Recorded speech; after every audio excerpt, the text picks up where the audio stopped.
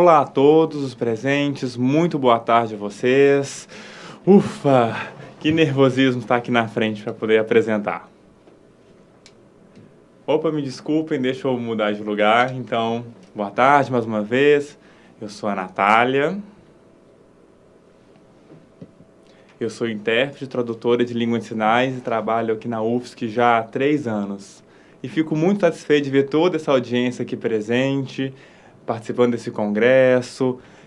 Temos visto, temos conversado de que é um congresso que tem feito pesquisas e uma possibilidade também de encontrarmos amigos, rever amigos, encontrar pessoas de várias partes do Brasil, do Sul, outras regiões.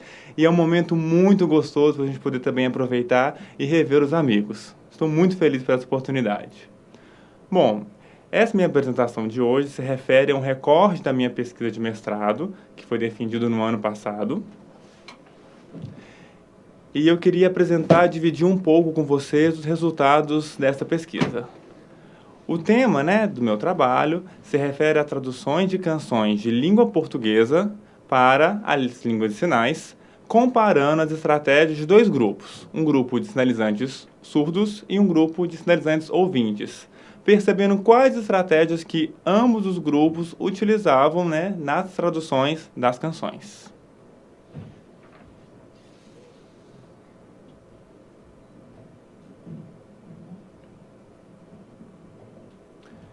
Bom, pensando no conceito de tradução de canções ou interpretações de músicas, na minha pesquisa eu utilizo o termo então de tradução.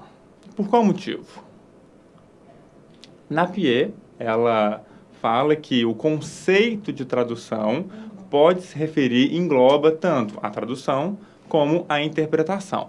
Porque no momento que eu recebo essa tarefa de uma música, interpretar uma canção, eu posso escutar essa canção, posso rever, posso de alguma forma tentar analisar para o momento que eu for então realmente interpretar. Então, esse conceito englobaria essas 2 ações de forma simultâneas, tanto a tradução como a interpretação. Um conceito híbrido. E algumas pessoas, alguns autores da área da música, consideram que, pelo fato dessa obra ter letra, se referia então à canção. E nesse motivo, então, eu trabalho com esses conceitos na minha pesquisa.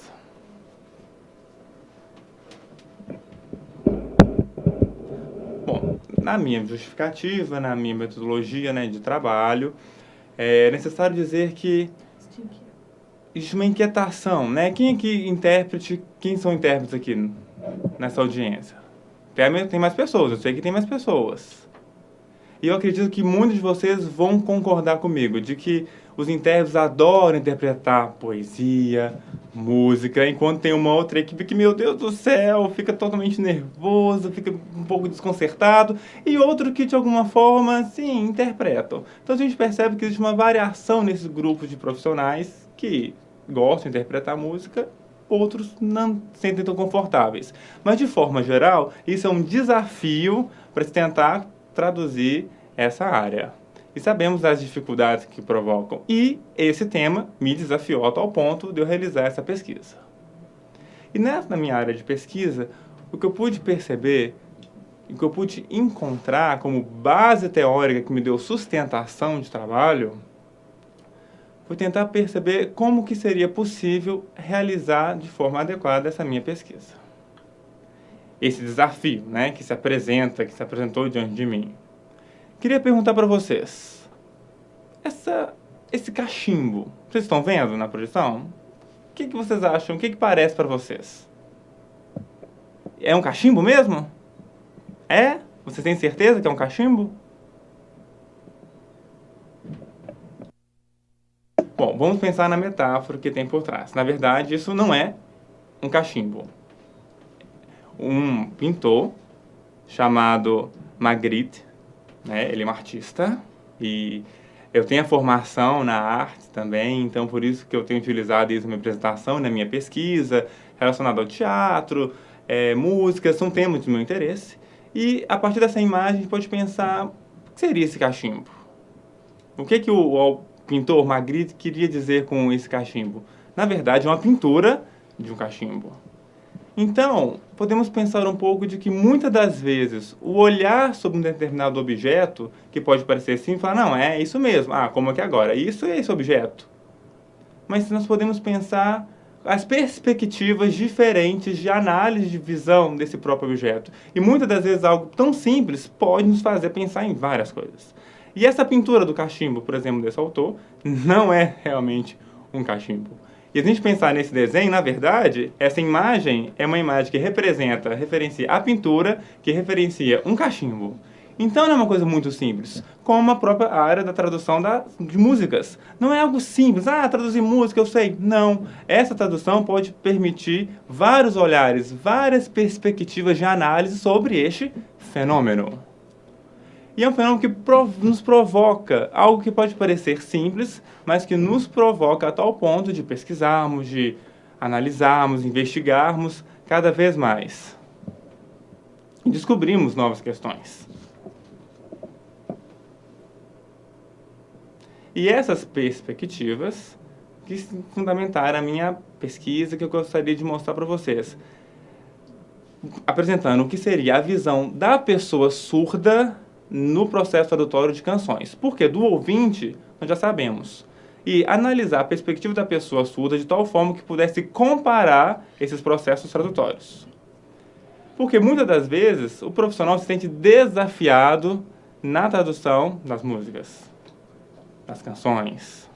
Muitas vezes porque esse fenômeno possui a letra e possui a outra modalidade que é o som. E para a pessoa surda, o público, o som não faz diferença para ela. Apesar que alguns surdos têm uma percepção auditiva, sabemos que isso varia entre as pessoas, mas a informação sonora não é algo que passa para a pessoa surda. Então, essa perspectiva deve ser adaptada para uma perspectiva visual do público surdo. E o intérprete, então, precisa fazer essas adaptações, considerando do som para o gesto, de forma que a pessoa surda possa apreender essas informações. E alguns intérpretes, muitas vezes, pensam numa perspectiva de traduzir música somente para os ouvintes. E esquece que essa tradução tem como foco público a pessoa surda, que vai estar recebendo essa mensagem. E deveria pensar quais seriam as estratégias para atender esse público específico. E esse problema de tradução, de interpretação, muitas das vezes porque as canções possuem letras com metáforas, com figuras de linguagem, não se reduz somente a isso o trabalho do profissional intérprete, que tem que manejar com essas situações, até porque essa é uma área muito polêmica, em que as pessoas pensam, poxa, o surdo tendo acesso à tradução de músicas, e muitos intérpretes, inclusive, diante disso, não se sentem confortáveis para fazer esse trabalho. Para que interpretar música, então, para as pessoas surdas? Alguns gostam, outros não consideram, acham que não é da cultura surda. Também as opiniões nesse campo são divergentes. Então, o que o intérprete vai fazer diante desse desafio de interpretar para pessoas surdas que ou entendem que música não é da cultura surda, não faz parte da identidade, ou entendem que música não, pode fazer sim parte desse universo. Então, como construir então um perfil do profissional diante desse desafio e diante desse contexto variável? Então, tentar instrumentalizar para que essa pessoa se sinta confortável de fazer esse trabalho ou de não fazer esse trabalho, de não sentir à vontade. De tentar pensar qual seria um perfil de profissional que atenderia essa demanda tão variável. Bom, então, a partir disso, podemos pensar em 3 possibilidades de tradutórias, né? Da linguística, né, por uma questão linguística, da questão sonora para a questão visual, gestual, a partir de movimentos, né, dessa questão semiótica.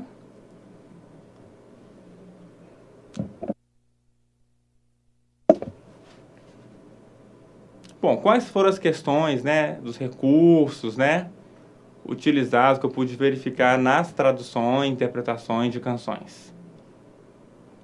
O que o grupo de surdos utilizava e o que o grupo, então, de intérpretes, ouvintes, utilizavam. E o que poderia ser aproveitado do uso dos recursos do grupo de surdos para o grupo de ouvintes. O meu grupo de pesquisa de surdos, o que poderia ser investigado das estratégias que eles utilizam para se passar e adaptar para o grupo de ouvintes.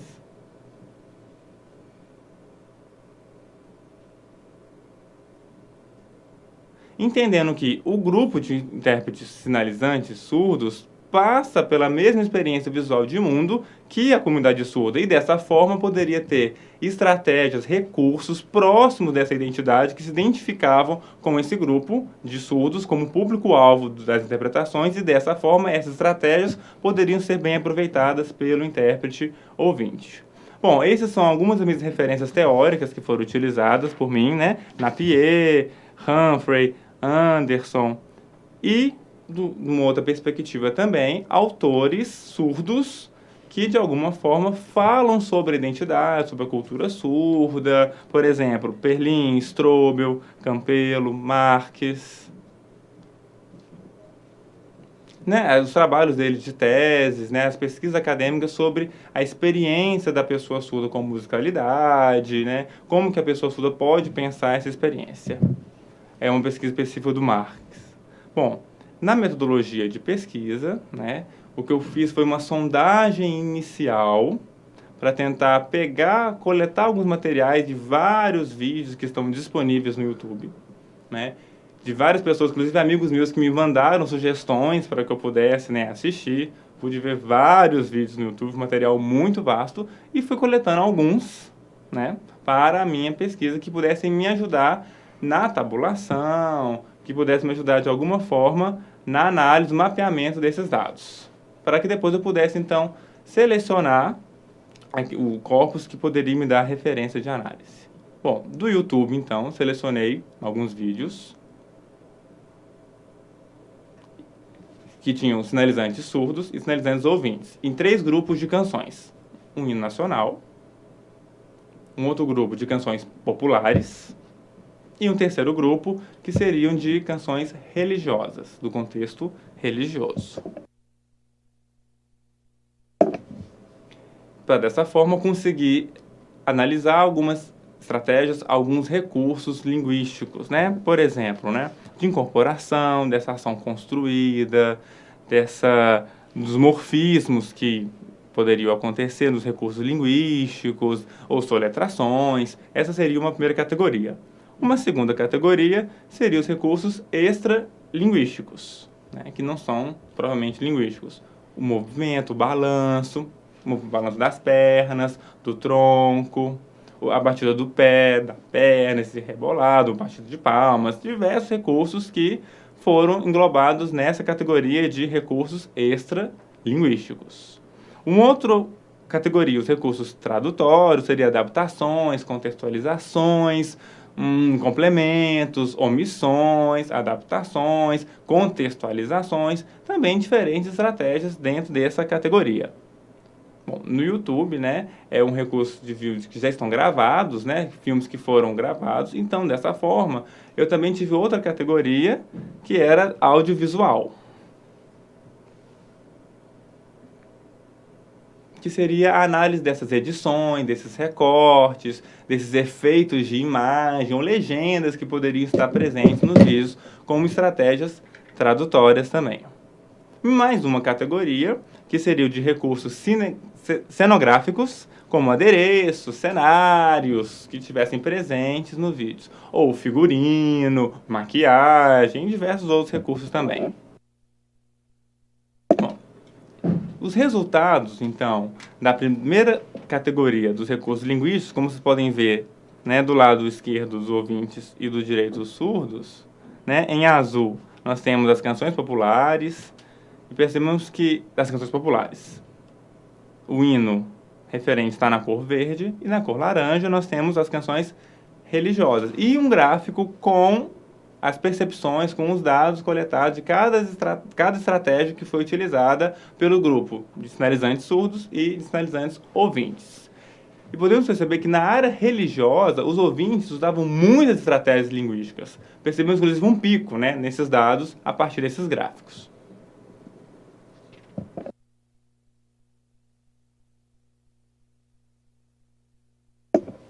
Dos recursos extralinguísticos, como o balanço do corpo, do tronco, a batida dos pés, percebemos que também os ouvintes se destacam no uso desses recursos.